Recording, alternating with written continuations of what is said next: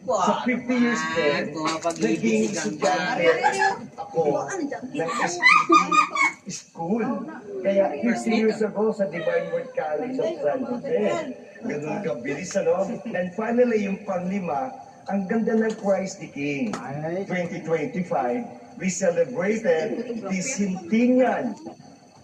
Anong ibig sabihin ng centennial, yung 100 years anniversary of Christ the King?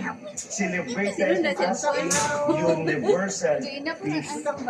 So 1925, Pope Pius XI made Christ the King a universal celebration. Yun po ang para sa akin. So ngayon, 2026 na, what lies ahead for the new 2026? Ano ba mga resolutions mo? New Year's resolutions. Ano bang gusto mong gawin? Naka-2 weeks na kagad tayo. Diba? Brotherly. Yan, sister. Mga bankers natin, mga sa PMA naman natin, Philippine Marketing, Sister Faye, Sister Christy.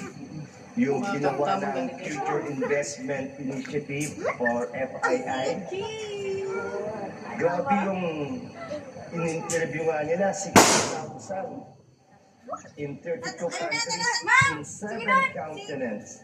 So it became the 2025 Global Priority Survey. And what are the most urgent concerns of humans? Una, cost of living. Pangalawa, unemployment and poverty. Pangatlo, crime, education, and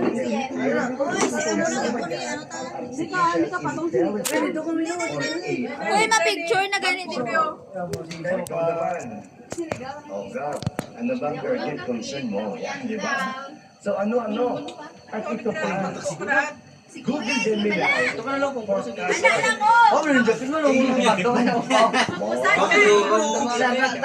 Gemini, kakaroon ng artificial intelligence.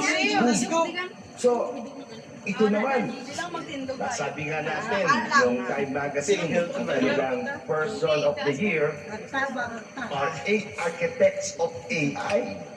Yan, NVIDIA, Jensen Huang, OpenAI, Sam Altman, siyempre Elon Musk of XAI, kay Meta si Mark Zuckerberg, and the rest. So, ito hinaharap natin ngayon. Now, we ask, how do you